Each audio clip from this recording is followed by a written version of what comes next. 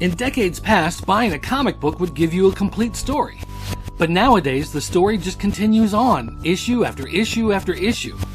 We'll take a look back at some comics from different time periods, different companies, different writers, and see, are these comics any good? Can you read them out of context?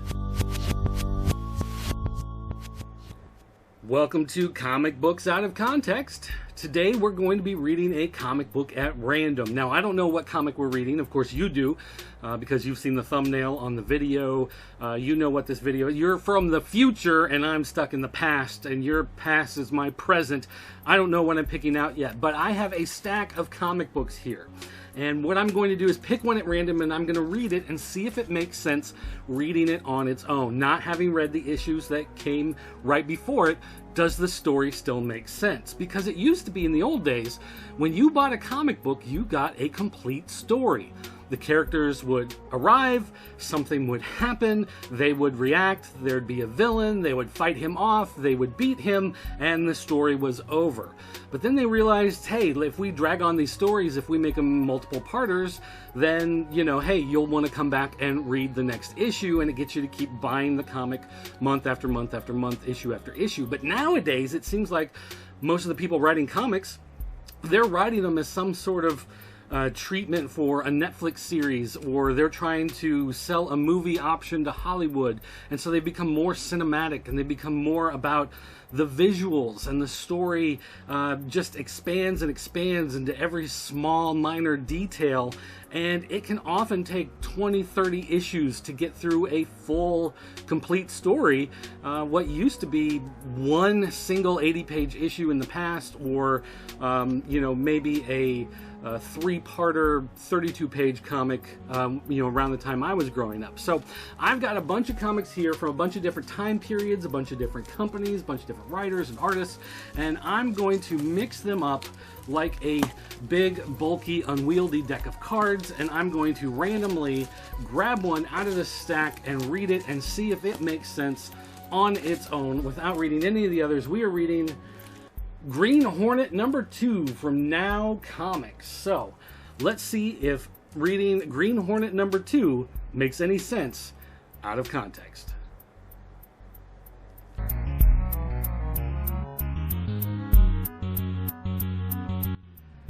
Okay, now that I've read Green Hornet number 2, how is it? Okay, first of all, this came out in 1991, the year I started 10th grade. This is in fact October, so I would have either, they always date these ahead of time, so I was probably just starting 10th grade when this came out. So full disclosure is I probably read this the week it came out. I was a regular at the comic book store, and I bought Green Hornet back in the day, but I don't remember anything about it. This is one of those books I read, I was like, hey, that was interesting, put it in the box, in the collection, probably never touched it again until years later when I sold the collection for, other comics or to pay bills or whatever. So, rereading this didn't wake anything up, didn't remember anything about it other than the main villain, Johnny Dollar, who's a guy with a green mask with a dollar sign on it. I was kind of recognized him, and then there was a female samurai villain, or anti-hero, Punisher-esque type character, and kind of like, oh yeah, I kind of remember that character, but beyond that, nothing, sprung to mind. I read so much stuff back in those days, and in fact I even got a part-time job working at the comic shop in those days. That really didn't help the situation of retaining much, because I read so much stuff back in the day. So back to this particular issue, how does it hold up today? The story itself opens up with Green Hornet and Kato. They're surrounded by cops. They've just been framed for murders, and the story gives you enough information to realize that there was some sort of meeting they were supposed to go to. They get there, everyone's dead, the cops show up, and they are now framed for the murders. So we do know that they're innocent of it, and as they talk about it and as they're trying to get away from the cops, we understand that these are good guys masquerading as bad guys. Standard Green Hornet, we understand that. But as the issue works along, it reminds us this is not the original Green Hornet. That, in fact, his grandfather and great-grandfather... No, wait. His uncle and his great-grandfather were both the Green Hornet, right? And now he has picked up the legacy. So he's, I guess, the third Green Hornet. But he's the great-grandson of the original and the nephew of the one who I guess would have been the one from the 60s TV show. And so we have some lineage there. It gives us enough of the background of that. He's new, so this issue number 2 kind of makes sense in that regard, where he's brand new to trying to be the Green Hornet. He's trained for it, whatever, but he doesn't have a lot of background and skills, and in fact he goes to his uncle to try to figure out how to deal with some of the stuff that's going on. This does do a pretty good job of showing us some of the capabilities of the Black Beauty, his car. The car in this case is very much a sort of Batmobile of the era. It does clouds, it does oil slicks, it goes 200 miles an hour. It's pretty much what you would expect from that type of vigilante superhero character. And then with it being early 90s, we have the female samurai character there, and she is the Wasp, the Crimson Wasp, I believe is the name that she used, and she's very much that Punisher, Wolverine, really likes violence type character, and we find that she is in fact related to Kato, which is something that kind of pops up and then they go deeper into as the story unfolds. There's actually a lot of story packed into this particular issue.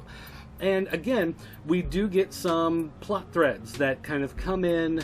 You know, they're there at the beginning as we come in, and they're still there as the story goes away. They're not cleared for the murders by the time this issue ends. You know, so that is still an ongoing thing. The district attorney believes that the Green Hornet isn't the overall villain, that there's some other villain behind everything. And we know from what we read that it's the Johnny Dollar bad guy character is the one manipulating everybody. But they haven't quite figured that out yet. But the rank and file cops, they all hate the Green Hornet. They want to bring him in. And that's standard Green Hornet stuff, if you're at all familiar with the character. But as far as this particular issue goes, the main thrust of this particular issue seems to be figuring out who Crimson Wasp is and figuring out what that connection is, because she appears, she does some damage, she disappears, and then again the Hornet is also trying to figure out who this other big bad villain is that we know is Johnny Dollar, but he doesn't know that yet. He's trying to figure it out. So those are the two things that this particular issue is trying to resolve, and it does. It actually does a good job of bringing these story elements out and then working through them and then resolving those more or less by the time it's over. And they figured this stuff out kind of, but you know, it hasn't been dealt with fully by the time the issue ends. So can you read this out of context and still enjoy it? I think so, yeah. Because you do get stuff that is resolved by it. Now, the cliffhanger stuff at the end, it does make you want to read the next one. Like, I wish some more of the story elements had been developed by the end of it, because I like the story. It's more of a testament to how good the story actually is that I wanted more of that story, not so much because it did a poor job of resolving it, but it did a good job of pulling me in.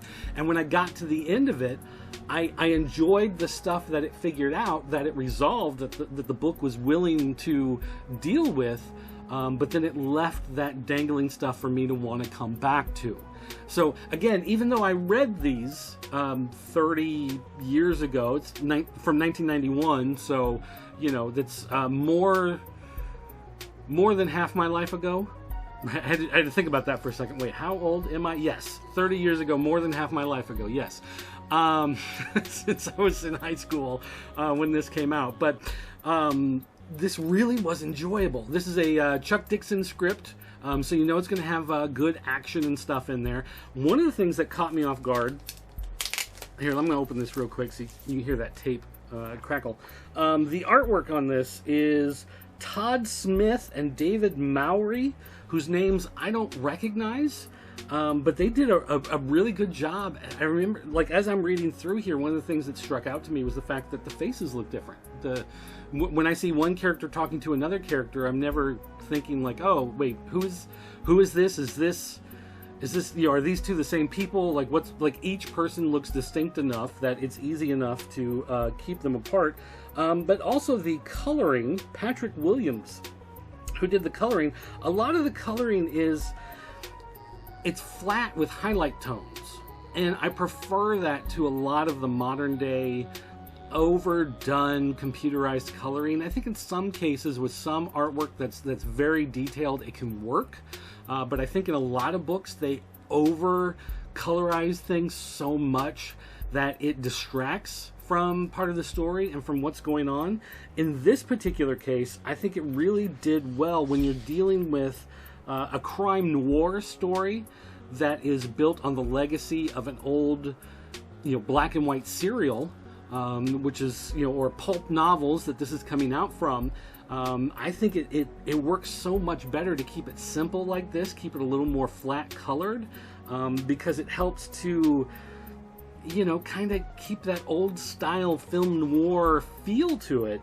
That I think it's been lost in a lot of the modern remakes and redos of Green Hornet. So this was actually really good, and I've seen these now comics. I've seen a lot of these in dollar boxes as I've gone to different shops a lot, and most of the time it's just a matter of looking at it and going, oh yeah, I remember I read those in high school. Even though I don't remember reading them in high school, I remember that I did read them in high school.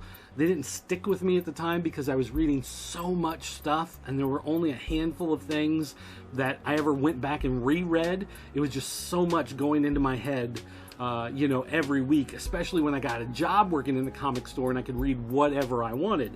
Now that I have a chance to slow down and go back and revisit things and reread things, I really enjoyed this. And in fact, I enjoyed this enough that next time I'm digging through dollar boxes, I'm probably going to see what I can find to continue on with this series, because this was a lot of fun. This is some good stuff. And if you guys have never read any of this, I would recommend checking out this old 1991 series from Now Comics. This is pretty good. And Now did some really interesting stuff. I remember they had the Terminator series. They had Ghostbusters stuff. There's an ad here for Married with Children that they did. They did Twilight Zone. Just a lot of really neat, good, fun stuff. And I also see that they did a Kato spin-off series written by Mike Barron. Now that I see that, I definitely have to go see if I can find these and track them down, because that is definitely stuff that I want to check out. So, Green Hornet, number 2 from 1991. Can you read it out of context? Yes, it is. It's definitely one that you can read and enjoy, and you definitely should check it out. Thanks for watching, guys.